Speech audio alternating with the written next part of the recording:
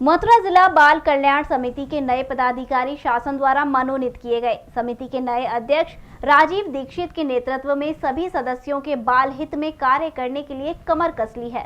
नमस्कार, आप देख रहे हैं जी न्यूज़। मैं हूं आपके साथ सुशील गोस्वामी।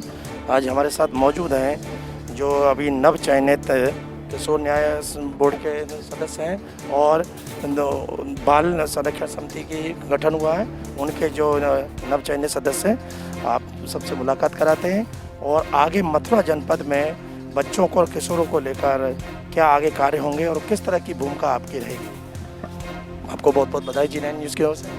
तो अपना परिचय देते हुए बताएं कि आपको अब क्या दायित्व सौंपा गया और आगे उस पर किस तरह से काम हो। मैं सतीश शर्मा और किशोर न्याय बोर्ड में सदस्य मुझे मनोनीत किया गया है, चयनित किया गया है। इसके साथ ही मेरे साथ श्रीमती वंदना शर्मा जी भी सदस्य हैं और इसके जो अध्यक्ष होते हैं वो प्रिंसिपल मजिस्ट्रेट होते हैं। जो बच्चे अपराध कर देते हैं, ऐसे बच्चों के केसों की जाँच, सुनवाई, निस्तारण और पुनर्वासन का कार्य किशोर न्याय बोर्ड के माध्यम से किया जाता है। और ये एक न्यायपीठ है जिसका गठन जो किया जाता है वो महामहिम राज्यपाल के द्वारा अधिसूचना जारी की जाती है। और इसकी जो चयन की जो प्रक्रिया है, इसमें एक रिटायर्ड होते हैं, न्यायाधीश होते हैं, इसके साथ साथ जो एक्सपर्ट्स होते हैं और बाल आयोग के सदस्य होते हैं और अन्य विशेषज्ञ होते हैं, उनके माध्यम से चयन किया जाता है बाल कल्याण समिति का भी और किशोर न्याय बोर्ड का भी। किशोर न्याय बोर्ड के किस तरह से जो मथुरा में ऐसे किशोर होते हैं जो अपराध की तरफ बढ़ जाते हैं, तो उनको सुधारने में, उनको जीवन बनाने में किस तरह की भूमिका रहेगी? जब कोई बच्चा अपराध कर देता है तो पुलिस के माध्यम से उन बच्चों को किशोर न्याय बोर्ड में प्रस्तुत किया जाता है और किशोर न्याय बोर्ड उनकी परिस्थितियाँ, किन परिस्थितियों में अपराध किया है, इन सब चीज़ों का जांच कराता है, पुलिस के माध्यम से कराता है और इन्वेस्टिगेशंस कराता है। उसकी पारिवारिक और सामाजिक रिपोर्ट देखता है और इसके बाद पर फिर उस पर निर्णय लेता है। लेकिन यहाँ पर जो देखा जाता है, जब मथुरा में किशोर संप्रेषण गया है, वहाँ के तो हालात बहुत बदतर हैं। अभी हाल ही में आया कि किशोर ने तो अपने हाथ काटने का प्रयास किया। तो ये सब घटनाएं क्यों घटित होती हैं?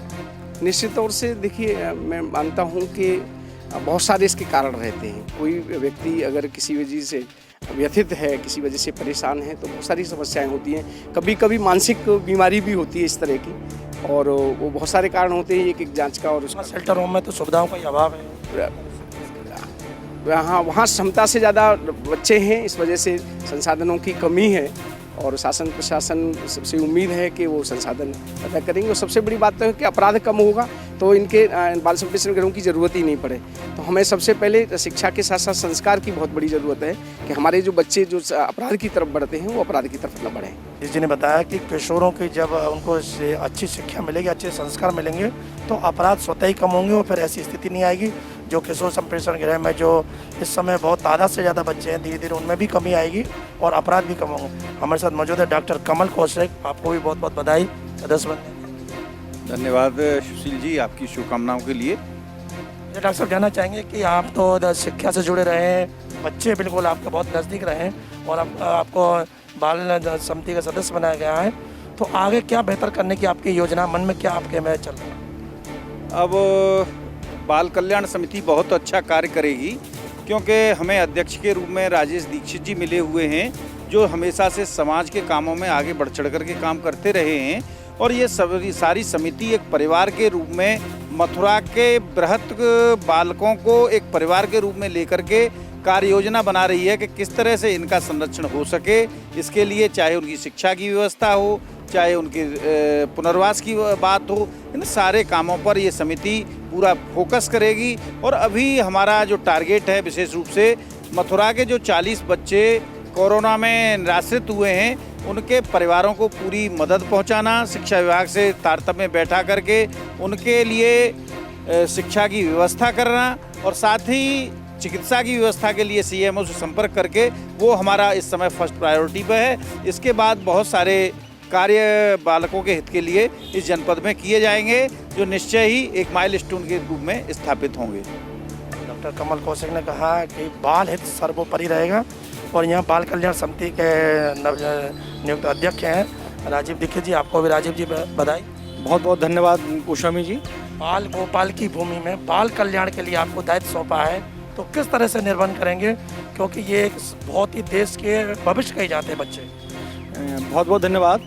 मैं साथ ही बताना चाहूँगा, हमारी पूरी टीम बच्चों के हित के लिए 24 घंटे सेवा के लिए तत्पर रहेगी और हमारे द्वार 24 घंटे खुले रहेंगे और हमारा मूल उद्देश्य रहेगा कि हम मथुरा को, जो कृष्ण की नगरी है, इसको बाल भिक्षावृत्ति और बाल श्रम मुक्त करें, ऐसा हमारा लक्ष्य रहेगा। और उसी लक्ष्य के अनुरूप हम काम करेंगे और हमारी पूरी टीम पूरे मनोयोग के साथ 24 घंटे, रात के 12 बजे हो चाहे रात का 1 बज रहा हो, पूरी तरीके से काम करेगी।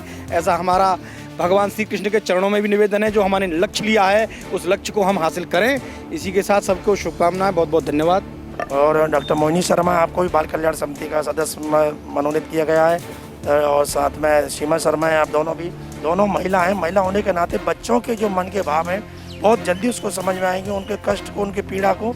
तो कैसे आप सब लोग मिलकर ये कार्य करेंगे जिससे कि मथुरा में बाल श्रम, भिक्षावृत्ति आदि से बच्चों को मुक्त कराया जा सके? सबसे पहले तो आपको बहुत बहुत धन्यवाद। और हम लोग, जैसा आपने कहा कि हम महिलाएं हैं तो बच्चों की पीड़ा को बहुत जल्दी से समझेंगे। शायद ये सही बात है कि एक महिला के हृदय में माँ का हृदय होता है, महिला के अंदर माँ का हृदय होता है, तो वो बच्चों की पीड़ा उसके कहने से पहले ही समझ जाती है। तो जितना अभी हमारे बाल गृह में बच्चे रह रहे हैं तो उनको अभी तक क्या क्या तकलीफ़ें हैं, क्या क्या उनके लिए हम लोग कर सकते हैं, और उससे ज़्यादा बेहतर उनके उज्जवल भविष्य के लिए हम क्या और ज़्यादा करें, उसके लिए हम शासन से अपना जो है व्याख्या में उसको लिखित में अवगत कराएंगे। अभी हम लोगों ने हाल ही में शपथ ली है अपने पद की, और शपथ लेते ही सबसे पहले हमारे आयोग के अध्यक्ष जी के साथ से लगातार मीटिंग चल रही हैं। उसमें सारे हमारे अधिकारी लोग मौजूद थे जिले के, और आज भी सुबह 11 बजे से अभी तक हम लोग मीटिंग में ही थे। तो सब इस मीटिंग का, 2 दिन की मीटिंग का जो मेन मुद्दा था वो था बाल श्रम और भिक्षावृत्ति।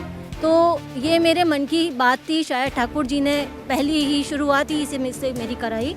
तो मेरी पूरी कोशिश रहेगी कि बच्चों से जो भिक्षावृत्ति करवाई जाती है या मजबूरन वो करते हैं, उसको शासन के साथ मिलके और अपनी टीम के साथ मिलके जल्दी से जल्दी मथुरा की, कान्हा की नगरी, राधा की नगरी में सबसे पहले इसे मैं ख़त्म करूं। और आपके सहयोग में मैं यही आपसे चाहूँगी कि इसमें आप लोगों का भी सहयोग मिले। बच्चों को भिक्षा ना दें, उनके पालन पोषण की जिम्मेदारी को पूरा करने की कोशिश करें ताकि वो बच्चे इस दलदल में ना फंसें और एक अच्छे उज्जवल भविष्य के लिए उनका जीवन बहुत सुगम हो। उसके लिए आपका सहयोग भी चाहूँगी। हमारी और सीमा जी की पूरी कोशिश रहेगी कि बच्चों की जो छोटी सी तकलीफ भी हो उसे हम सबसे पहले दूर करें। सीमा शर्मा मौजूद हैं और आपको तो मैं बता दूं कि सतीश शर्मा जो एक सामाजिक कार्यकर्ता हैं और किशोर न्याय बोर्ड के अध्यक्ष भी हैं, सदस्य हैं। उनकी धर्मपत्नी तो शुरू से ही आप इस कार्य में जुड़ी रही हैं और आप अध्यापिका भी हैं। तो कैसे जैसे बाल श्रम की ओर आपके क्या योजना रहेगी जिससे बाल कल्याण समिति में आपको सदस्य बनाया तो उसको और बेहतर काम दें? बाल कल्याण समिति में सदस्य नियुक्त हुई हूँ। जैसे कि मेरे साथी मोहिनी जी ने कहा कि हम एक वात्सल्य का भाव रखकर बच्चों की जो समस्याएं होंगी उनका निवारण करेंगे और बच्चों की भिक्षावृत्ति से रोका जाएगा। हमारी सारी टीम, अध्यक्ष महोदय जी, बाल कल्याण समिति के हम जो सदस्य मिलकर प्रयासरत रहेंगे 24 घंटे। कोई भी परेशानी होंगी उनको हम दूर करेंगे बच्चों के साथ, और जो ये कार्य बच्चे भिक्षावृत्ति का कार्य कर रहे हैं उनको हम रोकेंगे और पूरा प्रयासरत रहेंगे और उनको शिक्षित करने का अवसर भी प्रदान करेंगे।